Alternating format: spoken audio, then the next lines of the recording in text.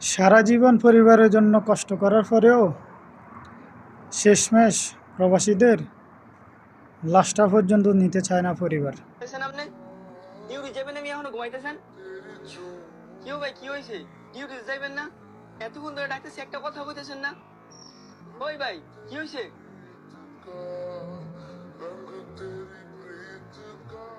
শাকিল ভাই, তাড়াতাড়ি একটু রুমে আনেন তো। নোমান ভাই জানি কি হয়েছে। এই ভাই, কি হচ্ছে? নোমানের কি হয়েছে?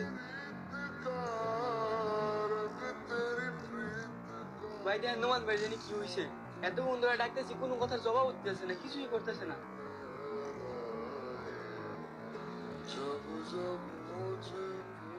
ভাই, এত শ্বাস বন্ধ, এত মারা গেছে?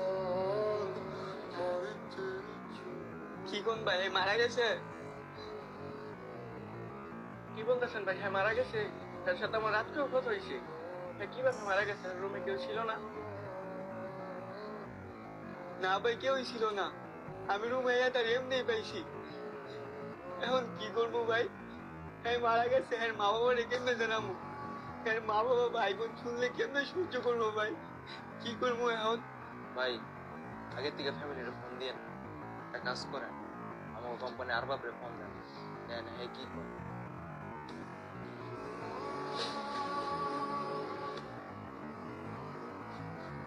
हेलो अरबाब, हमारे साथ काम करते अनुमान भाई है ना?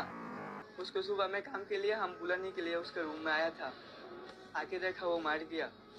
अभी उसको फैमिली में हम लोग कुछ नहीं बोला। अभी क्या करेगा? ये तो बहुत अफसोस की बात है। ओके ठीक है, तुम उसके फैमिली के साथ बात करो। तुम उन लोगों को पूछो, उन लोगों को लाश चाहिए या पैसे चाहिए। अगर लाश चाहिए हो तो हम लोग इधर से पूरा अरेंज करके भेजेंगे, और अगर पैसे चाहिए हो तो हम लाश इधर दफन करके उन लोगों को मुल्क पैसे भेज देगा। ओके ठीक है अरबाब। কি ও ভাই, আর বাবা কি কইলো? भाई अरबाब बोलছে তার ফ্যামিলির সাথে কথা বলতে। তার ফ্যামিলি কি চায়। আসসালামু আলাইকুম আঙ্কেল। আঙ্কেল, আপনি কি নোমানের বাবা বলতেছেন? ও বাবা, আমি তো নোমানের বাবা বলতেছি। তোমরা কারা? আঙ্কেল, আমরা তো নোমানের সাথে কাজ করি। পরে সকালে কাজের জন্য ওর রুমে ডাক পেয়েছিলাম। আইসা দেখি ও আর বাইচা নাই। মনে হয় স্ট্রোক করে মারা গেছে।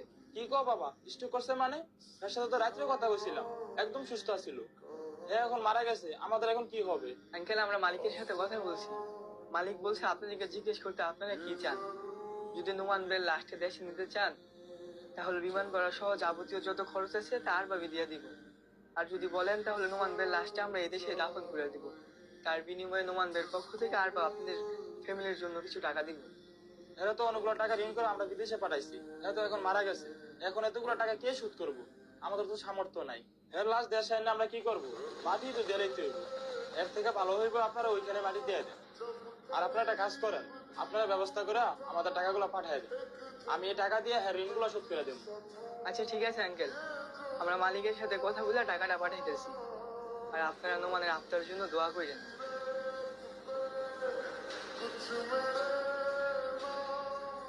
তারা কেমনে পারলো এই কথাটা বলতে? শেষমেশ কিছু টাকার জন্য তারা ছেলের মরা মুখও দেখতে চাইলো না। নোমান বাইরে দেখছি কত কষ্ট করতে, দিন রাত পরিশ্রম করছে ফ্যামিলির কথা চিন্তা কইরা, নিজের কথা একটা বড় ভাবে না। আজকে হ্যাঁ মারা গেল, এর কথাটা কেউ চিন্তা করলো না, টাকাটাই বেশি বড় হয়ে গেল। ও ভাই, আজকে একটা জিনিস বুঝতে পারলাম। আমরা প্রবাসীরা হইলাম হাতির মতো। হাতি যেমন বাঁচলেও লাখ টাকা, মরে গেলেও লাখ টাকা, ঠিক তেমনই